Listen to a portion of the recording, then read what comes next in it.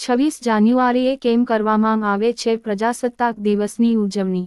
જાણો શું છે ઇતિહાસ અને મહત્વ. 26 જાન્યુઆરી એટલે કે ગણતંત્ર દિવસ. 2 જાન્યુઆરીના રોજ ભારતના રાષ્ટ્રપતિ કર્તવ્યપથ ખાતે ત્રિરંગો ફરકાવે છે. આ દિવસે બધા જ ભારતીય દેશભક્તિના રંગમાં રંગાયેલા નજરે આવે છે. હવે વાત આવે છે કે ગણતંત્ર શું છે અને ગણતંત્રનો અર્થ શું છે. ગણતંત્રનો અર્થ થાય છે જનતા માટે, જનતા દ્વારા શાસન. 26 જાન્યુઆરીના 1950ના રોજ આપનો દેશ ગણતંત્ર દેશના રૂપમાં સામે આવ્યો હતો. આ દિવસ ભારતનું બંધારણ લાગુ કરવામાં આવ્યું હતું. ભારતનું બંધારણ લખાયેલું છે અને તે વિશ્વનું સૌથી મોટું બંધારણ છે. બંધારણનું નિર્માણ ભારતરત્ન ડો. ભીમરાવ આંબેડકરની અધ્યક્ષતામાં 2 વર્ષ 11 મહિના અને 18 દિવસમાં પૂરું કર્યું હતું. જ્યારે 26 જાન્યુઆરી 1950ના રોજ બંધારણ લાગુ કરવામાં આવ્યું ત્યારે તેમાં 395 લેખ, 8 અનુસૂચિ હતી. આ બંધારણમાં 22 ભાગ હતા. બંધારણ નિર્માણ સમિતિમાં કુલ 284 સભ્યો હતા. 24 નવેમ્બર 1949 બંધારણ પર હસ્તાક્ષર કરવામાં આવ્યા હતા. આ સભ્યોમાં 15 મહિલા હતી. આપના બંધારણની હસ્તલેખિત પાંડુલિપિ એક ખાસ પ્રકારના ચર્મપત્ર પર તૈયાર કરવામાં આવી હતી. કહેવામાં આવે છે કે તે 1000 વર્ષથી વધુ સમય માટે સલામત હોઈ શકે છે. તે સૂક્ષ્મજીવો અથવા ધૂમ્રપાનથી કોઈ નુકસાન પહોંચાડશે નહીં. પાંડુલિપિ 234 પાના ધરાવે છે.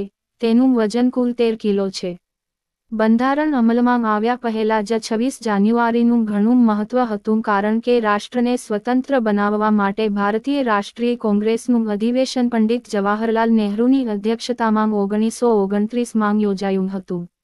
આમાં એવી જાહેરાત કરવામાં આવી હતી કે જો બ્રિટિશ સરકારે 26 જાન્યુઆરી 1930 સુધીમાં ભારતને ઉપનિવેશનું પદ નહીં આપે તો ભારત પોતાને સંપૂર્ણ સ્વતંત્ર બનાવશે. આ બાદ જ્યારે બ્રિટિશ સરકારે કંઈ કર્યું નહીં, ત્યારે કોંગ્રેસે ભારતને સંપૂર્ણ સ્વતંત્રતા આપવાનો નિર્ણય કર્યો. આ બાદ આઝાદી માટે સક્રિય આંદોલન શરૂ થયું હતું. આ બાદ દર વર્ષે 26 જાન્યુઆરીને પૂર્ણ સ્વરાજ દિવસ તરીકે ઉજવવામાં આવે છે. ભારત માતાના બહાદુર પુત્રોએ તેમની માતૃભૂમિના સન્માન અને સ્વતંત્રતા માટે બધું બલિદાન આપ્યું હતું. આવા મહાન દેશભક્તોના બલિદાનને લીધે માત્ર આપણો દેશ જ લોકશાહી દેશ બની શક્યો.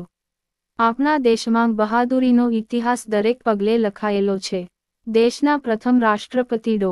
રાજેન્દ્ર પ્રસાદે 21 બંદૂકની સલામી વડે રાષ્ટ્રધ્વજ લહેરાવીને ભારતને સંપૂર્ણ પ્રજાસત્તાક જાહેર કર્યું હતું. આ પ્રસંગે તેમણે દેશના નાગરિકોને એક ખાસ સંદેશમાં કહ્યું હતું કે આજના દિવસે શાંતિપૂર્ણ સ્વપ્નને સાકાર કરવા આપણે પોતાને સમર્પિત કરવું જોઈએ.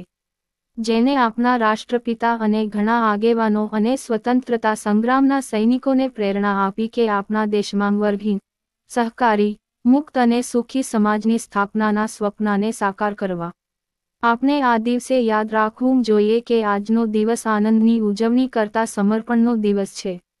તે કામદારો, મજૂરો અને વિચારકો સંપૂર્ણપણે સ્વતંત્ર, ખુશ અને સાંસ્કૃતિક બનાવવાના ભવ્ય કાર્યને સમર્પિત કરવાનો દિવસ છે.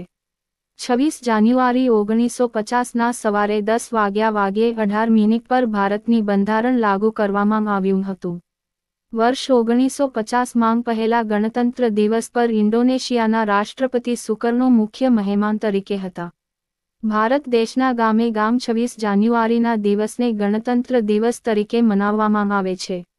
ભારત ઉપરાંત વિદેશમાં ભારતીય દૂતાવાસોમાં પણ આ ઉત્સવ ખૂબ ગૌરવ સાથે ઉજવવામાં આવે છે. પ્રજાસત્તાક દિનનું મુખ્ય સમારોહ ભારતીય રાજધાની દિલ્હીમાં ભવ્યતાથી ઉજવવામાં આવે છે. કાર્યક્રમના લોકાર્પણ પૂર્વે વડાપ્રધાને અમર જવાન જ્યોતિ પર શહીદોને શ્રદ્ધાંજલિ અર્પણ કરવામાં આવે છે.